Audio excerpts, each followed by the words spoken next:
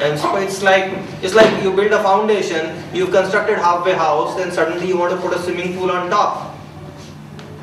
It was not part of the plan, right? So now you will try to fit it somewhere, and it won't fit. Then you will compromise on size. You will say, okay, this is the swimming pool, which other will say this looks like a water basket or something. Yeah. So, but if at the starting point, if your business design understands your need to offer flexibility, then you will design it accordingly. You will not have a commitment there which allows a 5 days compulsory sitting, for a client or something like that. Or you will plan capacity accordingly, so where you can offer flexibility. All those can be done if you try, right? But if you visit it after creating a business design, then it is different. Now, why will you do all this? Why will you even worry about people while doing business design? Why will you do that? You will do that only and only if you have a mandate for yourself that I want to create the greatest organization around, a talent magnet. And hard places are not talent magnets. Hard places are exactly that, hard. Right? And it will give you, see, I have seen a lot of entrepreneurs telling me with pride that we are a disciplined workplace and all that. Right? I listen to them and I meet their employees. Trust me, that pride is not carried. Right? Your attrition rate is the single most measure of how well you're doing on people's side. It's a real data. Attrition rate. If people are leaving you, period. That's what is happening. You can claim whatever. You can say people are useless. You can say this country is filled with unemployable talent, or whatever. That's all. But the fact is, people are leaving you. Right? So, I mean, that's a call you'll have to take. Then the way to do it is to understand what works for people. It's exactly the way you do product design. So you can create a product and users throw it in the bin, and you can sit and blame the users saying that they are idiots. They don't know how to use a world-class product, right? Maybe we were far ahead of our time. You can use whatever line you use to satisfy yourself, but the fact is, user took a call, right? It's exactly the same way employees take a call, right? So, but you can very easily create a very, very employee-centric organization. What employees look for are very simple things, right? They have spent a lot of money and aspirations and whole family aspirations to work at a good place, which they believe should be socially also known as a good place, and that is the most difficult thing for a startup to achieve, because it's a new company, it's a new brand, and so how do you achieve that when you go back to your family and your family will know about it and friends will know about it? That will not happen. So the biggest trick is that how to achieve that. There are ways to achieve that, right? Use yourself, create content, right? Blog enough, write stories, shoot videos. How many of us have a video online which talks about why work for us? Do we have? Takes 10 minutes. 10 minutes. Put a camera up, your mobile phone, all phones have now phone. Just shoot, talk yourself. Say why working with us is the next best thing for you. Just put it up on YouTube. Send it to all your relatives and friends and ask them to send it to all their relatives and friends, right? Next 30 days, your content is up. All your new employees to go and tell his friends, family there, check out. I mean, just search for a company, you'll see the content. It's not difficult. The next thing after you is catch hold of one of the guys who's been with you for around 1 year. Let him talk what it's like to be working in this organization. Yeah, you hold the camera and shoot him. Push it up. So you can all do that. It's very, very simple. Shoot your office, shoot canteen if you have. Right? We shot Barista. That's where we used to work from. So we shot that. We said this is where you work from. We never said this is ours, right? We said this is where we work from, which was very true. All of us worked. I mean, till just 1 month back, we have taken a little office in Powai. That's also because now a lot of investors have started coming, this and that. So every time taking them to Baristas and all is like, right? So we've just taken it up. but we never needed an office. And there was an instance where somebody had met one of my team members, and then later on he met me and he asked me, he told me, I was surprised with the pride with which your manager was telling me that we don't have an office. And how did you achieve that, right? I mean, how is it that you're, because she said that I was wondering that because I'm a startup, I don't have much facility, what will my people will join? No, but yeah, I met your manager and she was so proud of the fact that that we don't have office, we work from wherever, this and that, and she used the term we can even work from railway stations, right? But actually that's a fact in Mumbai. And sometimes I speak to my people and they say they are traveling back home and they're working. Yeah, they're working, a lot of people work. So it's not a fact in Mumbai, it's fact everywhere. It's very everywhere, right? And I was in Bangalore, I conducted a lot of interviews in public park. I reached there and the barista was closed because it was early morning thing, so barista didn't open. So I just sat in a park and I called everyone saying that I'm in the park, come here. So we sat there and did the interviews. So there's enough. But I mean, this can be a matter of pride or it can be a matter of, shame. Depends on how you see it and how you build and how you talk about it and how you make people talk about it. So like I said, for a startup, it's you, right? You don't have a choice. You have to be superstar. Then people, right? People want to work for superstars. People don't want to work for somebody who, it doesn't come across as one. And even superstars fail. So there's nothing wrong in attempting to be one, because at the worst you will fail to deliver to a superstar thing. That's okay. Right. All superstars we know have sometime or the other failed enough. Absolutely. Amitabh Bachchan, he had valleys and peaks. Everyone, right. So and troughs are very, very important contributors to culture. When you're low and things are down and all that, it's a great time to bond. It's a great time to connect. It's a great time to share from the challenges. The fact that you are sharing the challenges with your team, makes them a co-owner. Right? That's where they will touch upon the seriousness of the business and what are things that are important and all that. Not when you deduct their salary for coming 15 minutes late. Just let it be. Let them come late. That's okay. I totally agree to your point. Ours is also a company which is having same kind of a module.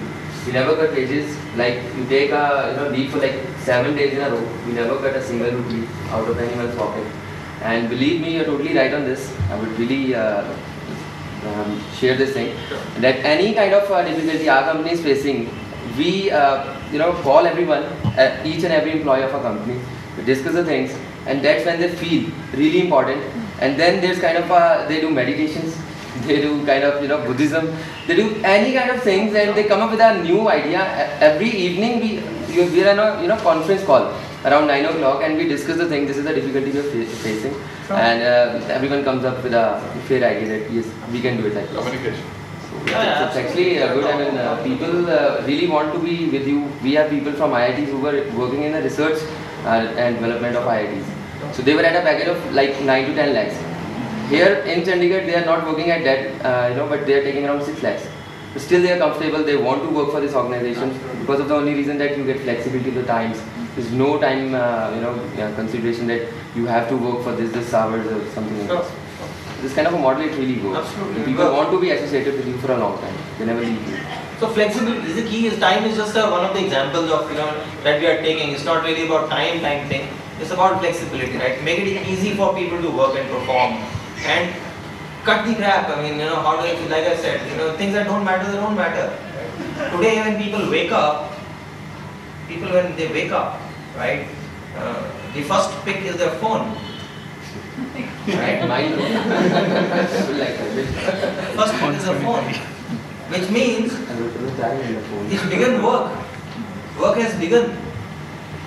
Because that's where, and what? The first browser is Facebook, right?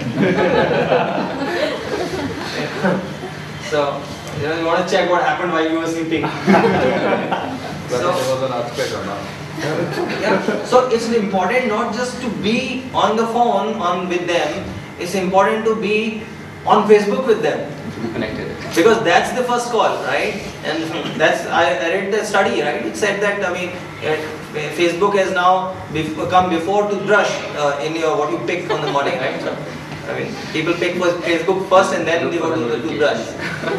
With that high priority, you want to wait for him till 9 o'clock to come to office? to begin work. I mean, you had an opportunity at 6:30 or 7 o'clock, whatever time you will get up. That was the time to begin. So if you were on Facebook and doing status updates and saying, yeah, man, cool dude, wake up, 3 deals to close today. He is on. His mind is already connected. You've already put in his mind 3 deals today, right? Game has begun.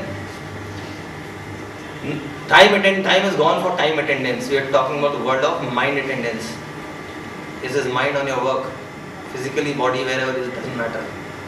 Right? So this is the example I tell to my people that I imagine my manager sitting on a Goa beach, right, and a handsome guy coming. 95% of our workforce is women, by the way. So I have to give these examples of men only. So I said, so you're sitting on a beach, a handsome guy comes and sits next to you. You look at him, you say, wow, handsome guy. You ask him, are you into HR? Because the first thought in your mind is, seems like a good guy. Can we hire him? Right? So I said, if that is happening, I don't care. You sit in beach all day. Because I know your mind is on work. If your mind is on work, I don't care about anything else. Right? And with that approach, they know that I'm not worried about other things. So that gives them a lot of comfort and room and things like that. So they cover for me in so many areas which I might otherwise overlook and all that. I get SMSs on saying that, heard you visiting Chandigarh. Hope you remember there's one prospect there. You want to touch base on this and that. So things like that. So none of their job, but because they are following, they retweet this and that. They know where I'm moving, so they keep doing their own things. Yesterday I was at Delhi talking at Smash Up event, right? And somebody lined up an interview for me at the event itself from Hyderabad. Our internal HR manager sits in Hyderabad, so she realized I'm in Delhi. She had a prospective candidate who she wanted to line up, so she coordinated. I did the interview, and so we kind of shortlisted. So we might close on that candidate. So they're involved. That's why they will talk all that. Otherwise, they can very well see, oh, Prashant is traveling. He'll come on Monday. So till that holiday. So. Sorry, keeping your flight thing in mind, we have another 30 minutes, 25 minutes where we can make the session if you want to have questions. Yeah, so let's or any concerns I want to address. Specific, if you have anything sharp, specific questions, etc., please share. I mean, for all of us, I will attempt at it based on how we have handled it. And we can exchange our contacts and feedback with Prashant. Outsource the HR of firms? Right word? No, it's not right word because you shouldn't outsource HR. You can't outsource. It's exactly your job. HR is your job. CEO's, founder's job, nobody else's job. And the day you may hire CEO, it still will remain your job. No, my question is, what plug HR does? So we takes the HR over from them? Or yeah. So we embed the HR department. Yeah. Deal with the clients, they have questions like, we are only having clients like big group of colleges. So they put a question like, we're looking for a person who can work at a level of director placement, should be from army background, must be around 50 to 55 years old. They give you so big bracket, 50 to 55 years of age and must be from army background. How can, Plug HR help us out on this? So we can help. We have an army man right here in our group. We can ask him for suggestions. They have restrictions. But it's not a restriction. I think army is a great resource pool, right? So and there are now it's organized. So if you want answer specifically around army, there's a Directorate General of Resettlement which will be very, very happy to partner and create options for those. I think there are business programs. The MDI Institute runs a program for army, and all IIMs run now. All IIMs have 6 month program and all that. Can we enroll these colleges with you? So if we can, but then they are not looking for the HR people. They are just looking for the people who can work at a director placement. Yeah. So that role is different, right? And it can. Yours is only into HR. We do HR department. So so we work with some institutions, but in case of institutions, right, we'll need to really see what kind of HR and what they need, and does it fit into our scheme of things. We have very specifically categorized products, right? So we do exactly that. We don't do anything else apart from what we have built. So in that sense, like there are companies who need recruitment solutions, right? Who come to us, they say, can you do recruitment for us? Right? We don't do that. That's not our business. So, but if we are managing a company's HR, then we do recruitment. because then it's our business. Then building talent for that company is our job, right? So other companies we pick from. So yeah, so that's the. At that point of time, because you were visiting clients and meeting CEOs and meeting the entrepreneurs, and you test the hypothesis also. Right. Second was building the team, because it's a very difficult task to build a team, convince people to okay, come and join us. So you did a hard selling. So even that is being done. The third part is the funding. How do you manage to do the funds? Where you already touched the 2 points. The third, if it is possible for you to just give a glimpse. Yeah. Okay. So see, funding is a slightly I wouldn't say a difficult subject, but it varies very much based on what the kind of business you are running. Right? There are businesses which need fund to even set up and start, and there can be businesses which can be bootstrapped, run for a distance, and then you can raise more funds if required, right? But quickly I'll touch upon that we haven't raised funds at all, because when I was doing business design itself, I realized that it's a concept, and at a concept stage I do not want to spend my time chasing investors and explaining them the concept, because I might as well use that time to convince the clients, right?